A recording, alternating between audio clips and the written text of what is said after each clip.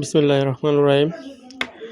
যারা নবম দশম শ্রেণীতে বিজ্ঞান বিভাগে পড়াশোনা করতেছ, রসায়নের 51 নম্বর পৃষ্ঠার এই টপিকটা আছে যে পারমাণবিক ভর বা আপেক্ষিক পারমাণবিক ভর, এটা কীভাবে নির্ণয় করে অনেকেই জানে না।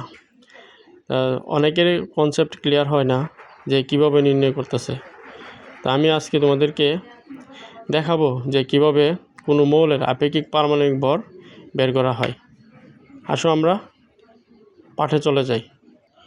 প্রথমে আমাদের জানতে হবে যে আপেক্ষিক পারমাণবিক ভর বের করার সূত্রটি।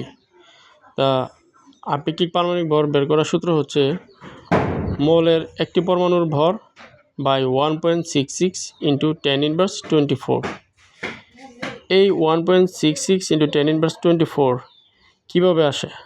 যে আমরা সূত্রের মধ্যে জানি যে রসায়নে যে সূত্রটা দেওয়া আছে সেই সূত্রটা এইভাবে দেওয়া আছে যে এখানে হরের মধ্যে 1.66 ইন্টু 10⁻² দেওয়া আছে। এটার মানটা এখান থেকে আছে যে কার্বন 12 আইসোটোপের পারমাণবিক ভরের 12 অংশ হচ্ছে কত? 1.66 ইন্টু 10⁻² গ্রাম। আমরা গ্রাম লিখলাম এই কারণে যে ভরের একক তো গ্রাম, আমরা ভর বের করতেছি বলে গ্রাম লিখলাম। তাই এই যে 1.66 ইন্টু 10⁻²4 এই যে মানটা আসছে, এই মানটা হচ্ছে যে কার্বন 12 আইসোটোপের পারমাণবিক ভরের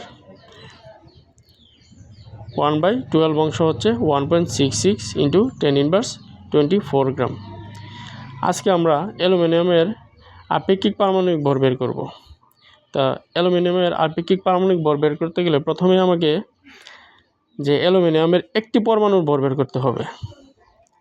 এই যে অ্যালুমিনিয়ামের একটি পরমাণুর ভর বের করতে হবে।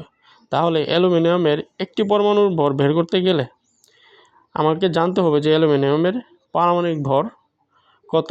এই যে 27 দেওয়া আছে, এই 27কে দেওয়া নাই, এই 27কে আমরা যদি অ্যাভোগাড্রোর সংখ্যা 6.023 ইন্টু 10⁻23 দ্বারা ভাগ করি, তাহলে আমরা অ্যালুমিনিয়ামের একটি পরমাণুর ভর 4.483 ইন্টু 10⁻23 গ্রাম পেয়ে যাব। তো এই মানটা হচ্ছে যে এখানে দেওয়া আছে যে মৌলের একটি পরমাণুর ভর, মানে হচ্ছে মৌলটা আমি ধরলাম কি অ্যালুমিনিয়ামের একটি পরমাণুর ভর হচ্ছে 4.483 ইন্টু 10⁻23 গ্রাম। এই 4.483 ইন্টু 10⁻23 গ্রামকে আমরা যদি 1.66 ইন্টু 10⁻24 দিয়ে ভাগ করি, তাহলে অ্যালুমিনিয়ামের আপেক্ষিক পারমাণবিক ভর 27 পেয়ে যাব। তো আজকে এই পর্যন্তই থাক। আল্লাহ হাফেজ।